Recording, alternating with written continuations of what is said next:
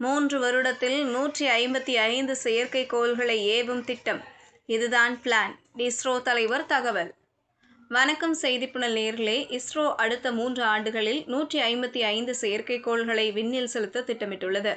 2040ஆம் ஆண்டில் இந்தியர்களை நிலவில் தரையிறக்கும் திட்டமும் நடைபெற்று வருகிறது. அடுத்த 3 ஆண்டுகளில் 155 செயற்கைக்கோள்களை விண்ணில் ஏவ திட்டமிடப்பட்டுள்ளதாக இஸ்ரோ தலைவர் நாராயணன் தெரிவித்துள்ளார். அத்துடன் 2040இல் இந்தியர்கள் நிலவில் தரையிறங்கும் ஆம்பிஷியஸ் திட்டத்திற்கான பணிகளும் நடைபெற்று வருவதாக அவர் கூறினார். குலசேகரத்தில் உள்ள ஒரு கல்லூரியின் நிகழ்ச்சியில் பங்கேற்ற பிறகு செய்தியாளர்களிடம் பேசிய நாராயணன் இஸ்ரோவின் எதிர்கால திட்டங்கள் பற்றி விவரித்தார். 1984ஆம் ஆண்டில் இந்தியரான ராகேஷ் சர்மா ரஷ்யா மூலம் விண்வெளிக்கு சென்றார்.